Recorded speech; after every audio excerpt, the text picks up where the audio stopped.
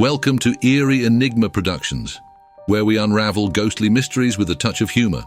Subscribe now, or risk being possessed by a particularly sarcastic poltergeist. Don't say we didn't warn you. In the murky twilight of the evening, I stirred from my slumber in a dingy motel room, the clock glaring 8 p.m.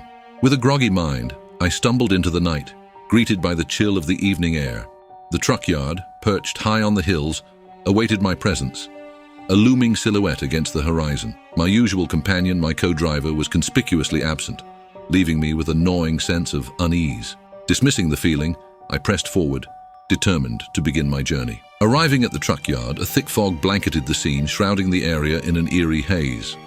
The loader, a shadowy figure amidst the mist, greeted me with a nod, his silence adding to the palpable tension in the air. His demeanor was specious, his silence unnerving as I gave him instructions. Though I tried to shake off the feeling of unease, his quiet demeanor only added to the sense of foreboding that hung over the yard. With a shiver running down my spine, I hurriedly prepared for departure, eager to put distance between myself and the unsettling atmosphere of the yard.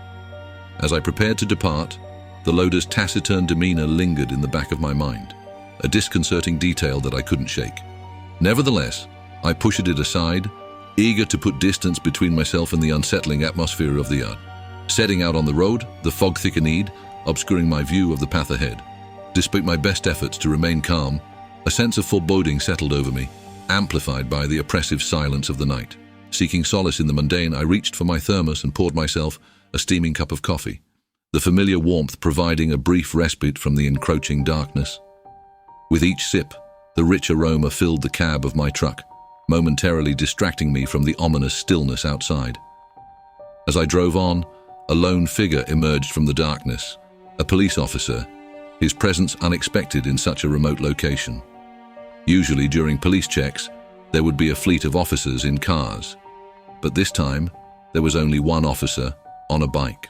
Though his appearance seemed genuine, a feeling of discomfort gnawed at the pit of my stomach. The officer approached my truck, his flashlight sweeping over the vehicle as he conducted his inspection. With a sense of unease gnawing at my insides, I watched as he scrutinized every inch of my truck, his movements deliberate and calculated. After what felt like an eternity, the officer stepped back, his gaze lingering on the driver's side of the truck. Thankfully, my truck had a tall cabin, making it difficult for anyone to tamper with it unnoticed. Though I couldn't shake the feeling of apprehension that gripped me, I breathed a sigh of relief as the officer moved on, his attention drawn elsewhere. Despite the lingering sense of unease, I resisted the urge to linger, eager to put distance between myself and the unsettling encounter. With a heavy heart, I pressed on into the darkness, the memory of the officer's scrutiny weighing heavily on my mind. Continuing my journey, disaster struck as my truck suddenly faltered, coming to a halt in the middle of the night. Panic set in as I searched for a solution, the darkness closing in around me. In desperation, I stumbled out of the truck, my heart pounding in my chest.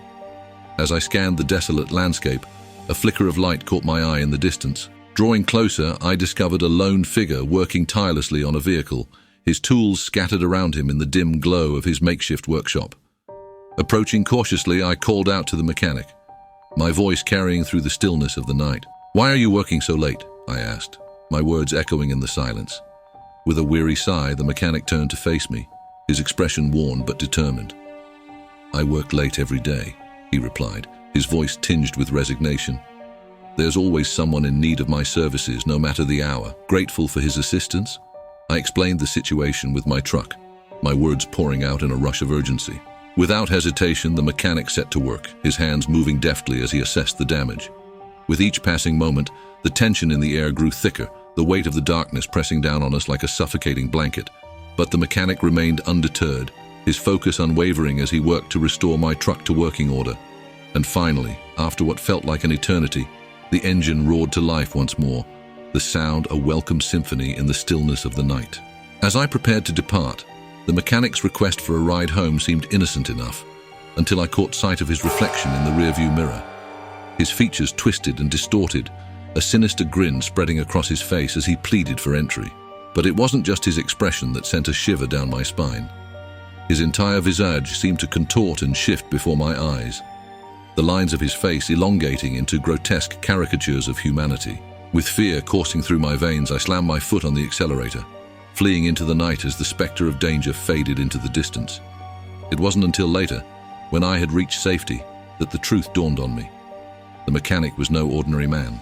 He was a ghost, a malevolent spirit capable of changing his appearance to deceive unsuspecting victims like myself. Though I escaped with my life, the memory of that fateful night would haunt me forever, a reminder of the thin line between safety and peril in the darkness of the unknown.